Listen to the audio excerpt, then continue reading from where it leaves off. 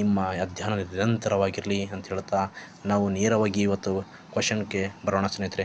ಕರ್ನಾಟಕ ರಾಜ್ಯ ಸರ್ಕಾರಿ ನೌಕರರ ಹಾಜರಾತಿಗಾಗಿ ಇತ್ತೀಚೆಗೆ ಯಾವ ಆ್ಯಪನ್ನು ಕಡ್ಡಾಯಗೊಳಿಸಲಾಗಿದೆ ಅಂದರೆ ಕರ್ನಾಟಕ ಸರ್ಕಾರ ಏನು ಮಾಡಿದೆಪ್ಪ ಅಂದರೆ ಸರ್ಕಾರಿ ನೌಕರರ ಹಾಜರಾತಿಯ ಇತ್ತೀಚೆಗೆ ಒಂದು ಆ್ಯಪನ್ನು ಕಡ್ಡಾಯಗೊಳಿಸಿದರೆ ಆ ಆ್ಯಪಿನ ಹೆಸರೇನಪ್ಪ ಅಂದರೆ ಕಾಮ್ಸಾ ಅಂತ ಕರಿತೀವಿ, KAAMS ಅಂತ ಇದು ಒಂದು ಆ್ಯಪ್ ಆಗಿದೆ.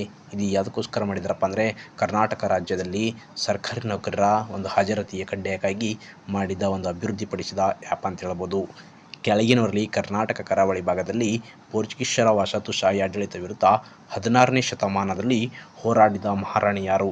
ಕಿತ್ತೂರು ರಾಣಿ ಚೆನ್ನಮ್ಮ, ರಾಣಿ ಅಬ್ಬಕ್ಕದೇವಿ, ಬೆಳವಡಿ ಮಲ್ಲಮ್ಮ, ಒನಕೆ ಓಬವ್ವ. ಇಲ್ಲಿ ಸರಿಯಾದ ಆನ್ಸರ್ ಅಂದರೆ ರಾಣಿ ಅಬ್ಬಕ್ಕದೇವಿ ನೋಡಿ ಸ್ನೇಹಿತರೆ. ಇಲ್ಲಿ ರಾಣಿ ಅಬ್ಬಕ್ಕದೇವಿ ಸರಿಯಾದ ಆನ್ಸರ್ ಆಗಿರುತ್ತದೆ. ಕೆಳಗಿನ ಯಾರು ಕರ್ನಾಟಕ ರಾಜ್ಯಪಾಲರಾಗಿ ನಂತರ ಭಾರತ ರಾಷ್ಟ್ರಪತಿಯಾಗಿದ್ದಾರೆ ಅಂದರೆ ಇಲ್ಲಿ ಗೋಪಾಲ ಸ್ವರೂಪ ಪಾಠಕ, ವಿ ಗಿರಿಯವರು, ನೀಲಂ ಸಂಜೀವ್ ರೆಡ್ಡಿ, ಎಸ್ ರಾಧಾಕೃಷ್ಣ.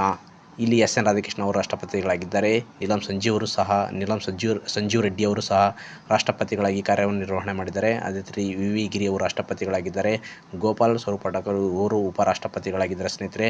ಇಲ್ಲಿ ಸರಿಯಾದ ಆನ್ಸರ್ ಅಂದರೆ ವಿ ಗಿರಿ ಅವರು